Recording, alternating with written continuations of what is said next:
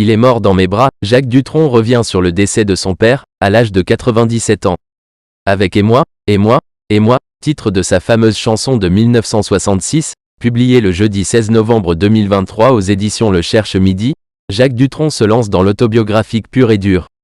Il revient dans ce nouvel ouvrage sur certains grands chapitres de son parcours, son mariage avorté avec une certaine Ghislaine, ses relations avec les femmes de sa vie, sa proximité avec la Corse.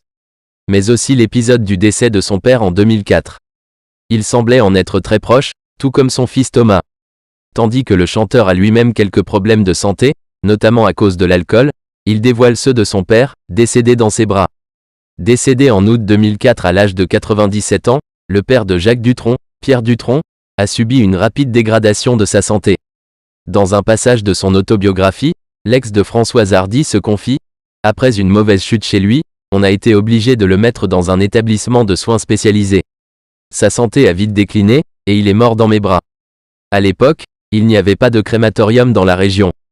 On a donc mis son cercueil sur un bateau, direction le continent, où il a été incinéré. Le matin où il est parti, j'étais sur le port, j'ai pris une photo du bateau. Quand je l'ai regardé plus tard, le bateau n'y était pas. Invisible, il avait disparu. » À travers cette anecdote poétique, le grand ami de Serge Gainsbourg dévoile un fragment d'intimité.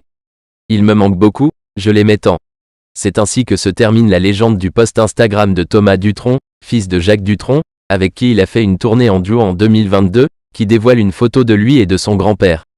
Les deux semblaient également être particulièrement proches. Tout le monde l'appréciait, il adorait faire rire autour de lui et il y réussissait à merveille. Un jour, une de ses dents est tombée alors qu'il déjeunait.